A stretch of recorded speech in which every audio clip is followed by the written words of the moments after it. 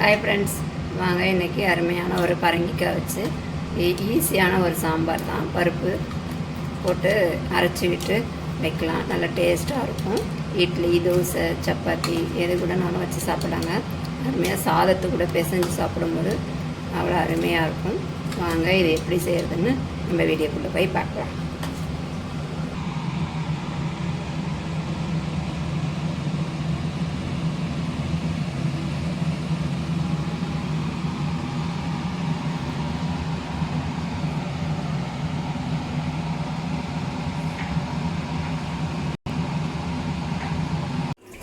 இன்றைக்கி பார்த்திங்கன்னா பரங்கிக்காய் குழம்பு தான் இங்கே வைக்க போகிறேன். இதை நான் தோல்லாம் எடுத்துகிட்டு சீவிட்டு வச்சுருக்கேன். இதை நம்ம கட் பண்ணிக்கலாம். பரங்கிக்காய் பருப்பு கறி இப்போ நம்ம குட்டி குட்டியாக கட் பண்ணிக்கலாம். நான் வந்து கொஞ்சம் முத்தினதாக எடுத்திருக்கேன். உங்களுக்கு பிஞ்சாக கிடச்சா கூட நீங்கள் செய்யுங்க.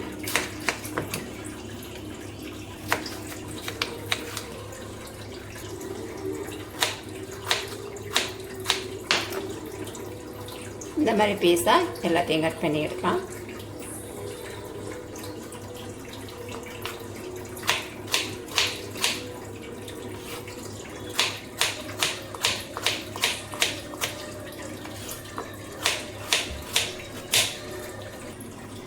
பருப்புங்க, துவரம் பருப்பு. இது பார்த்திங்கன்னா ஒரு 100 கிராம் இருக்கும். இதையும் நல்லா கழுவிட்டு எடுத்துக்கலாம்.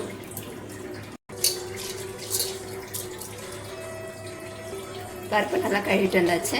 அடுத்தது பார்த்திங்கன்னா நம்ம கட் பண்ணி வச்சுருக்க பரங்கிக்காயை இது கூட சேர்த்துக்கலாம்.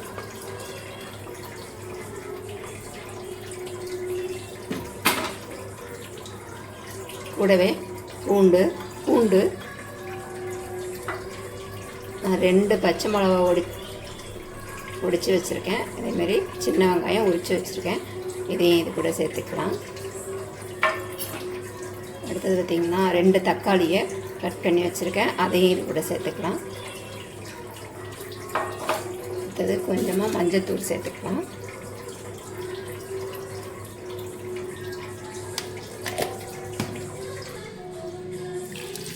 வேகிற அளவுக்கு தண்ணி ஊற்றி 3 விசில் இல்லைன்னா 4 விசில் விட்டு இறக்கிக்கலாங்க.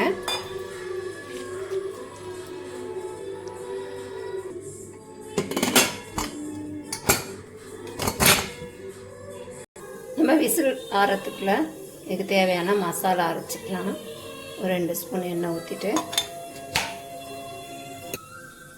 காரத்துக்கு காஞ்ச மிளகாய், அடுத்தது பார்த்திங்கன்னா 1 ஸ்பூன் அளவு மல்லி,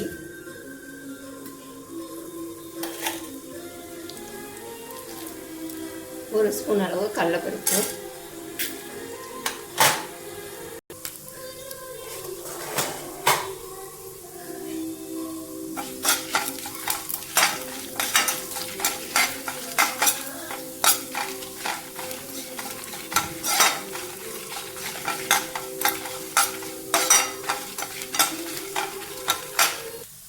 இது நல்லா வறுபட்டுருச்சு. அடுப்பை ஸ்லோவிலே வச்சு வறுத்துக்கங்க, இல்லைன்னா கறியிடும். நான் கொஞ்சமாக தேங்காய் சேர்த்துருக்கேன். இது கூட வறுத்துட்டு நம்ம அரைச்சிட்டு வந்துடலாம்.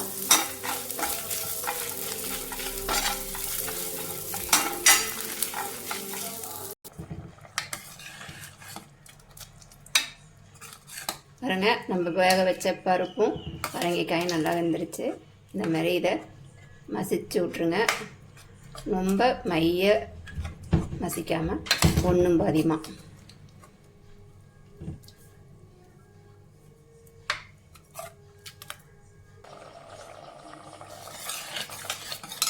நான் லெமன் சைஸ் அளவுக்கு புளி கரைச்சி வச்சுருக்கேங்க.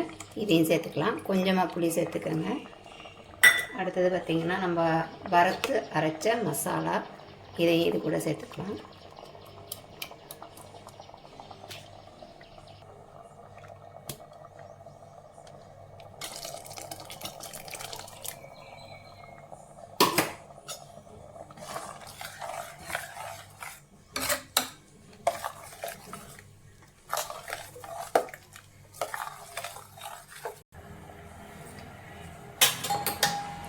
பெருங்காயத்தூள் சேர்த்துக்கலாம். உங்கள்கிட்ட கட்டி பெருங்காயம் இருந்தால் கூட சேர்த்துக்கோங்க. குழம்புக்கு தேவையான அளவு கல் உப்பு.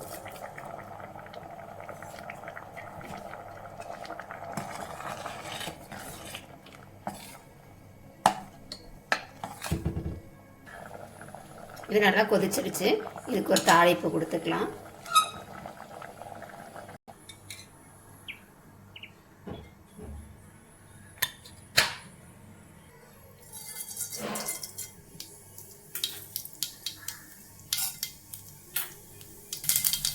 கடுகு நல்லா பொரிஞ்சிருச்சு. 2 காஞ்ச மிளகாயை கிள்ளி சேர்த்துக்கோங்க. சின்ன வெங்காயம் கட் பண்ணி வதக்கிக்கலாம்.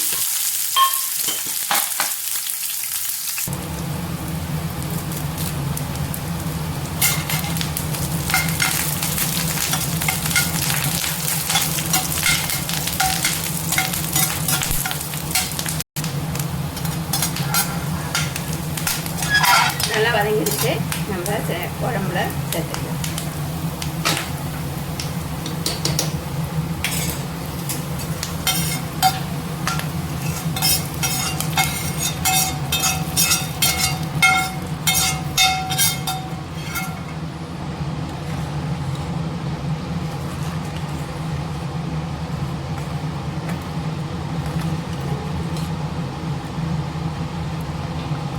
அவ்வளோதாங்க, அருமையான பரங்கிக்காய் பருப்பு கறி ரெடி ஆகிடுச்சு. இதை பார்த்திங்கன்னா சாதம், சப்பாத்தி, இட்லி, தோசை கூட சாப்பிட்லாம். நல்லா டேஸ்ட்டாக இருக்கும். பரங்கிக்காய் கொஞ்சம் இனிப்பாக இருக்கும் இல்லையா, அதனால தான் நான் மிளகாய் சேர்த்துருக்கேன். அதிகமாக இருக்கிற மாதிரி உங்களுக்கு தெரியும். உங்களுக்கு உங்கள் காரத்துக்கு தகுந்த மாதிரி நீங்கள் சேர்த்துக்கங்க. பாருங்கள், சூப்பராக இருக்குது. அரைச்சி விட்டு வச்சுருக்கோம் இல்லையா, மசாலா நல்லா அரைச்சி விட்டு வச்சுருக்கோம். அதுவும் நல்லா டேஸ்ட்டாக வாசமாக இருக்கும். வீடியோ பிடிச்சிருந்தா நீங்களும் லைக் பண்ணுங்கள், ஷேர் பண்ணுங்கள், கமெண்ட் பண்ணுங்கள். மறக்காமல் சப்ஸ்கிரைப் பண்ணுங்கள். இன்னொரு வீடியோவில் சந்திப்போம். பாய்.